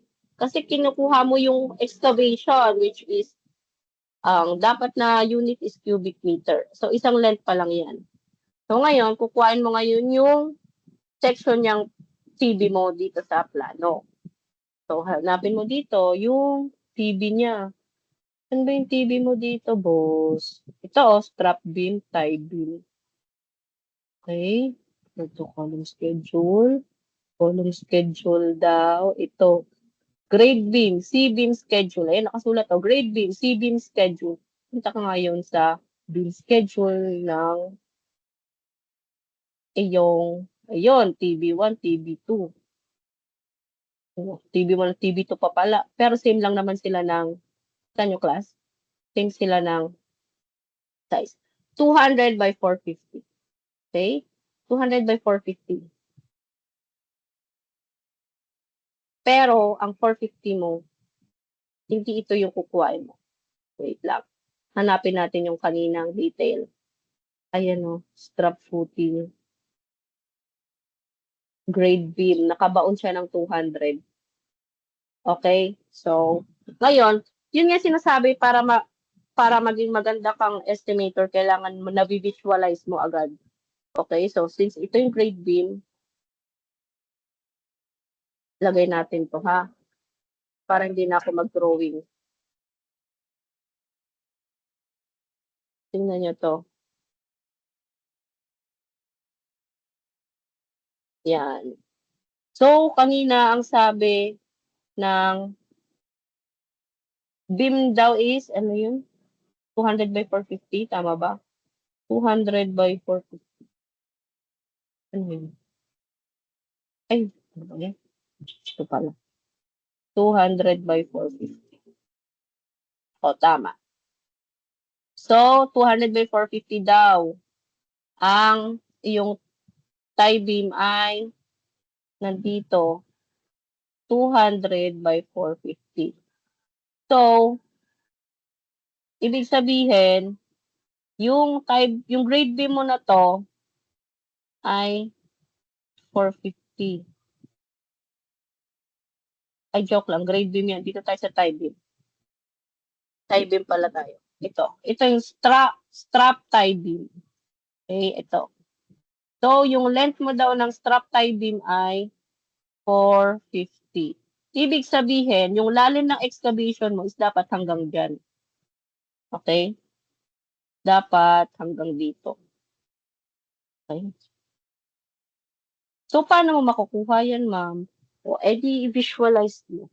Eh, yung kanina, di ba, nakasulat yung kanyang footing daw ay 1.5 meter.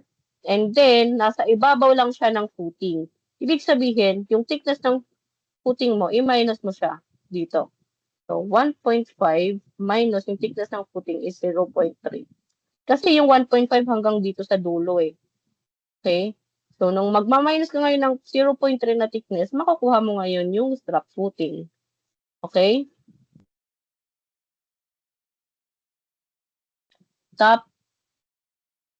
Tingnan nga natin kung tama ang kanyang itsura.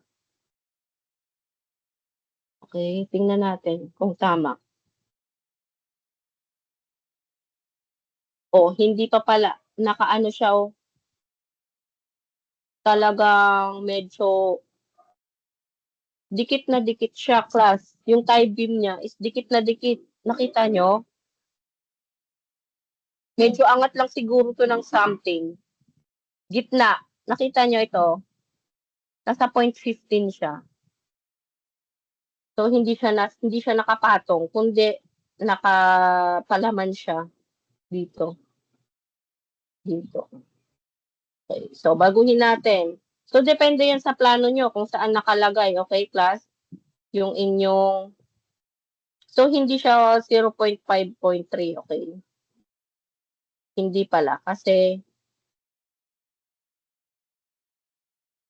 dito siya. Kung mapapansin nyo, class. Ito.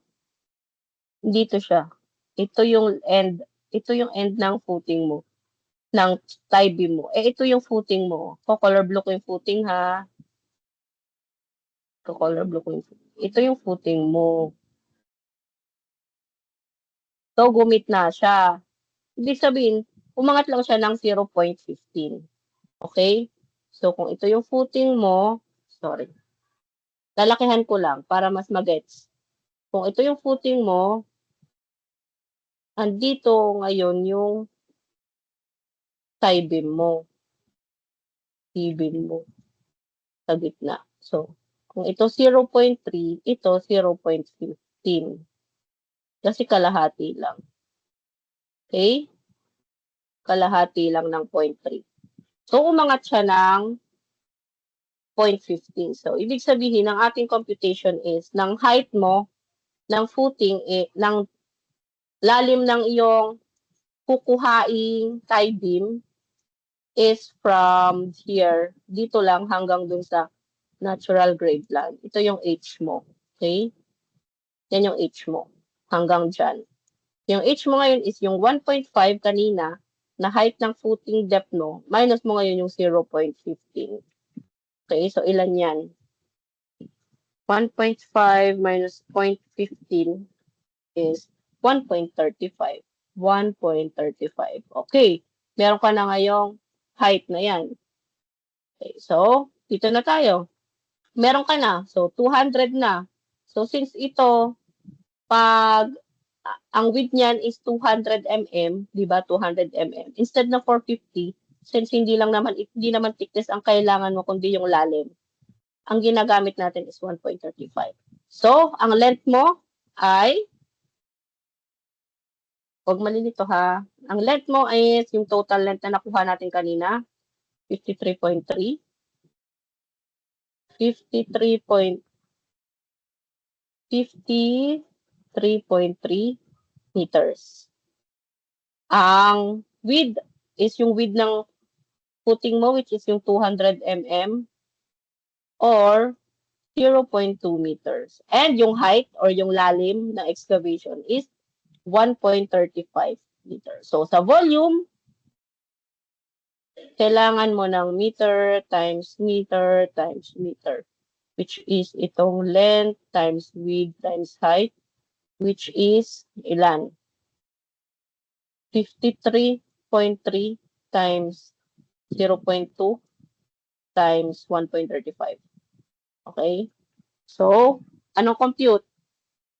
53.3 times 0.2 times 1.35. Yan ngayon ang excavate mo na value. 14.391. Bakit ka naman lumayo? 14.391 cubic meter for tie beam. PB excavation. Naintindihan, class? Naintindihan ba, class? Ha? Naintindihan? Nandiyan pa kayo? Nandiyan pa ba? Okay. So, that is sa example na nakita natin, ha? Yan yung ganyan kasi ang kanyang example ng footing tie beam. Ngayon, i-check ninyo yung plano ninyo. Hindi kayo pare-parehas. Naintindihan? Hindi kung isa-isahin ko itong example sa inyo eh. Ay, tatagalan tayo. Kaya nga dapat, alam ninyo yung basic principle. Kasi yung iba, angat niyan, ito yung footing, minsan, yan yung footing. Ang tie beam minsan, angat ng, ilan ba? Minsan, baon ng 0.7. Yan. Kunyari, nandiyan yung tie beam mo. Okay? Ang baon niyan is 0.7 meter. Yung iba, yung standard, ha? Okay? So, titingnan ninyo yung plano ninyo kung ano yung lalim ng kanyang tie beam ng FTB. So, para sa wall footing, ganun din yun, class, ha? Kailangan mo lang malalim, makita yung baon, ha? Ganun din yun, kukuhain mo yung length meter. Since dito wala, tingnan natin yung isa. Yung isa kasi wala eh. Wala kayong wall footing. Dito, walang wall footing po. Tingnan ko nga to. Ito ba yun? Kung kanino man to. Ito, FTB rin. Okay, ang dami ng FTB niyan. So, kukuhain mo lahat yung length meter niyan, okay? And then, ito, check natin. Titingnan natin kung sino may mga wall footing sa inyo. So, let's see. So, here, ang kanya ay hindi ka naka-indicate eh. Hindi naka-indicate dito sa plan na to kung ano siya. Bakit wala? So, mahirapan ka dito. Kasi, ayan o, meron siyang detail ng footing tie beam. May detail din siya ng wall footings. Pero hindi indicated sa plan kung sa ano siya. Naiintindihan nyo? Tingnan pa nga natin baka meron pa siyang mas malinaw na. Na-prove ko ba to? Si Valiente. Valiente, nakita mo na ha, kung sa'yo man ito, hindi ko alam kung i-approve ko siya kasi hindi ko nakita. Ito, may FTB ka, 200 by 400, okay? Pero yung wall footing mo, hindi natin alam kung saan dito. Okay. Ma'am, paano kapag hindi po nakita? Hindi ko po alam, ma'am, kung nasaan yung footing tie beam and FTB, katulad nito. Pwede ko itong approve, pero kailangan malaki ang iyong imagination. Hindi ka pwedeng magtanong sa akin palagi. Ang gagawin mo, class, lahat ng may wall, yun ang may wall footing. Okay? Pupunta ka ngayon sa ground floor plan. Ito. Okay? Ito, ground floor plan. Ayan. So, saan dyan ang mga pader? Ayun o, pader. Kita mo naman, ayun, pader. Ito, master maid's room. May pader dyan, may pader. Lahat yan, may wall footing yan. Okay? So, kukuhain mo yan lahat. Kuhain mo yung length ng mga pader mo. Yun ang may wall footing mo. Okay? Katulad nitong plan na to, magmamanual ka. Kukuhain mo lahat ng mga pader, yun ang length meter mo. And then, kung makuha mo na lang length meter mo ng wall footing, may detail ka naman dito eh. Binigay niya naman. Ayan. May wall footing detail naman siya. Ayan no. Huwag kang matakot. Ayan. Ito yung wall footing niya. Ito yung lalim ng wall footing niya, 0.5 plus 0.25, syempre. So, 0.75 ang lalim mo and ito yung width mo, 0.4. Okay? So, ayun. So, sa wall footing, since nakita natin yung wall niya, ito yung wall footing niya, di ba? So, may 0.4, tama, and then 0.20, 25, and 0.5. So, ang depth mo ay 0.75. Yun yung H mo. 0.75. Ang width mo, ito yung 4. Kasi ito yung i-excavate mo eh. Okay? So, imagine niyo, ito yung i-excavate mo dyan, ha? Yan. Okay? Dito sa puting tie beam, ito. Kaya kailangan mo yung lalim na yan. Yan ang hukayin mo. Hindihan? Ganyan lagi, ha? Ito ang inihukay mo dyan. Ito. Papunta dito sa natural ground. Kaya kailangan mo yung height. Yung height, itong height na to, hindi lang yung thickness. Okay, ganon. So, ayan, yung width mo ay 0.4. Ngayon, yung length is yung linear meter na makukuha mo dito. Na makukuha mo dito sa plano. Kung hindi naka-indicate dito, katulad dito, hindi naka-indicate.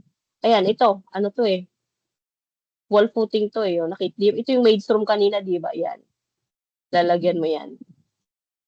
So, kung mapapansin mo, class, makikita mo naman siya. Ibig sabihin, pag ganitong dash na to, that is wall footing. Imagine niyo yan. Wall footing yan. Kasi pader yan, property line yan, no? Wall footing yan. Okay? Wall footing yan. Itong mga beams yan, FTB mo yan. Okay? Hindi lang naka-indicate, pero kailangan mong magkaroon ng imagination and engineering judgment dito.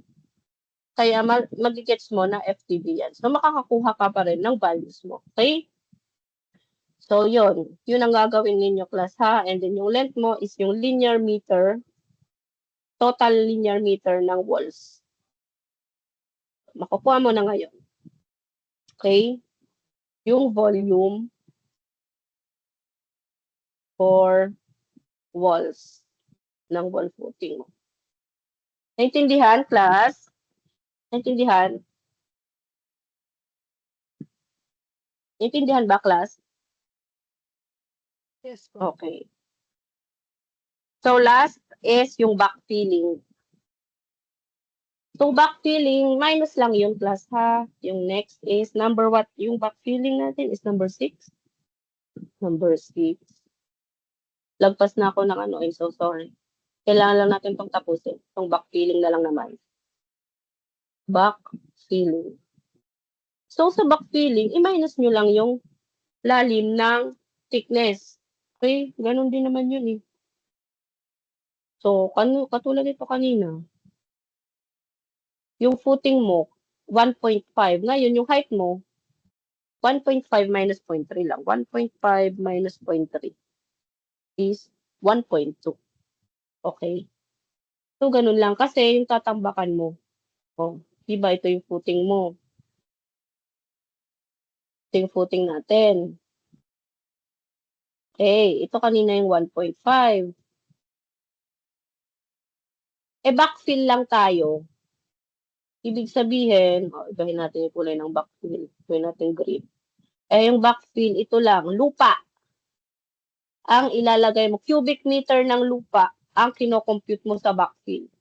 Ibig sabihin, since meron na tong konkreto, wala ka na ilalagay dyan na lupa. Ibig sabihin, ang kailangan mong length ay ito lang. Which is 1.2 kasi ito 0.3. Kasi ang total length niyan ay 1.5. Intindihan? So, for that backfill, BF for F1. Sorry. F1. Okay, computation. S, length times, ganun pa rin. Length times width times. Yung height mo, yun yung nagbago. Naging 1.2 times pieces. Kung ilan. So, length, ano ba yun? Length is, ilan yun? 2. Width, width is 2. Height mo ngayon is 1.5. Ayun. 1. Ay nako, nagkakaroon ng sariling buhay. 1.5 minus 0.3 na thickness is 1.2. Okay. So, F1 is equal to 2 times 2 times 1.2 times yung pieces niya kanina, 3 pieces. Equals, ayan, makuha mo na. 2 times 2 times 1.2 times 3 pieces is 14.4. Okay. 14.4 cubic meter. So, saan pa ma'am yung may mga backfill? Siyempre lahat. May footing. Okay? Lahat ng tatambakan mo ulit. Yung FTB mo, meron din yung backfill and yung wall footing, may backfill din yan. Ang gagawin nyo lang is yung height. Sorry. Dapat yung height niya, yung height is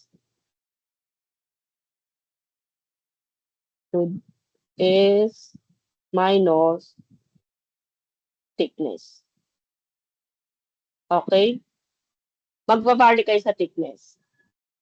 Thickness ng footing, minus nyo yung thickness ng footing, thickness ng, o di kaya, section, depth, height.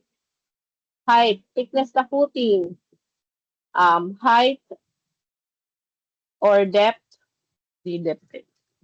or width. Height of beam, FTB.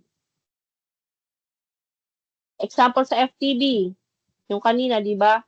450 to 200. Ano yung height kanina? Yung FTB. Yung nakuha natin dito is ilan? 1.5 minus 0.15, 1.35. I-minus mo yung ngayon yung 0.45 sa 1.35. Okay? So, para dito, magiging yung height nun is equal to 1.35 minus mo yung 45.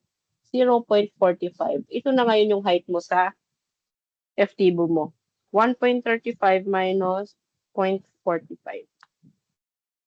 0.9. Kaya nga dapat, alam nyo mag-arithmetic kasi magbe-base kayo dyan. Ayan o. So, ibig sabihin, ito na yung angat na to. Since hindi naka-vary yan, so dapat may values ka. So, alam mo naman yung depth ng na nakasulat dun sa schedule of footing na 1.5. Di makukuha mo na siya. Diba? Yan. Okay, naintindihan class? And then doon naman sa wall footing niya kanina, saan yung wall footing niya? Yung wall footing dito kanina, saan na yun?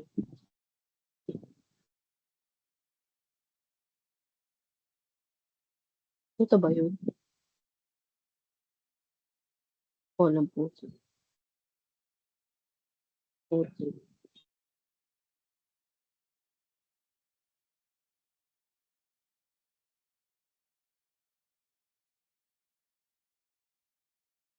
Ito. O, dito, yung column, yung ito, makikita nyo yung height ng lupa niya is yung 0.5 lang. Ayan. So, makukuha nyo na yung, ano ulit, yung backfill nyo. Understand? Understand ba, class? Okay. So, height yun ng wall. Height ito ng FTB. And para sa wall footing, dapat yung height mo doon. Yung height mo doon is yung 0.5 lang. And then, same pa rin yun ng length and width. Kasi ganun pa rin naman yung volume yun.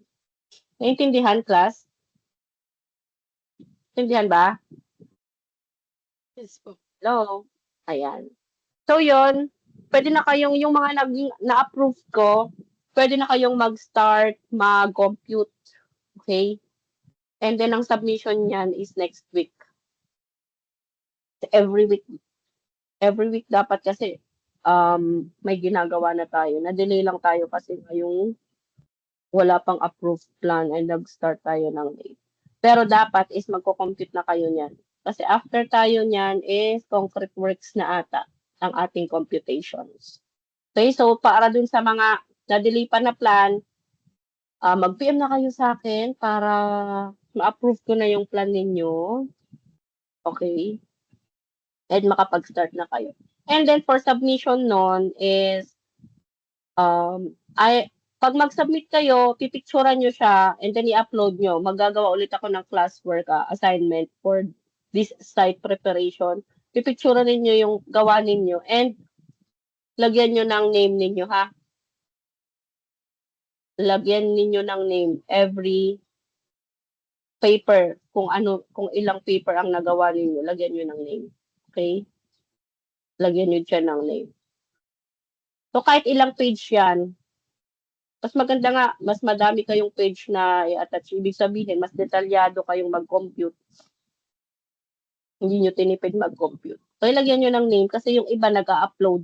Hinihiram yung gawa ng isa, ina-upload ulit. Sina-check ko yan, class. So, makikita ko kung sino yung humihiram at nag-re-upload. Tapos, sasabihin sa akin na, ay ma'am, namali po ako ng upload, sorry po. O, gumawa pa ng palusot. Diba? Na, medyo naiinis ako sa mga ganun. Nahuli na nga, gagawan pa ng palusot. Kaya, ayun. Alagyan nyo ng name yung isasubmit para alam kung kayo ang gumawa. Okay? So, mamaya mag-upload ako for inyong submission, ha? So, may questions pa? Pag may questions, class, pwede naman kayong mag-ping sa akin, ha? Pwede kayong mag-PM. Ma'am, pwede po bang pa-clarify po kasi hindi ko na po talaga makuha kung paano po ba yung ganito, ganyan. Sasagot naman ako. Pero sana, kung yung hindi nyo na talaga kaya, ha? Kasi pwede naman kayong magtulungan sa classmates ninyo eh. Nagbe-brainstorming kayo. Kasi magkakaiba kayo ng plans, di ba? So, pwede kayo magtanungan kasi magkaiba kayo ng plano eh. So, ganito, classmate, paano ba kuhain to? Ganito lang yan, kuhain mo yung length, ganyan. Okay, alam nyo na. Kasi mamaya may napakadaling question, itatanong pa sa akin. Pwede nyo namang itanong sa classmate ninyo, diba? Kaya nyo naman palang sagutin. Minsan, kailangan nyo lang i-double check ng maigi yung plano ninyo. Makikita nyo, andyan pa rin yung sagot. Okay? Pero kung hindi nyo na talaga kaya at nahihiro na kayo, i-chat nyo ako, tutulungan ko kayo kung paano, kung saan. Yun makikita yung nahanap ninyo kung nakihilo na kayo mag-compute, okay? So, may questions pa? Questions? Clarifications? Sige, kung wala na, since overtime na tayo ng 30 minutes, may I request na lang everyone to open your cam lang for our photo op, please.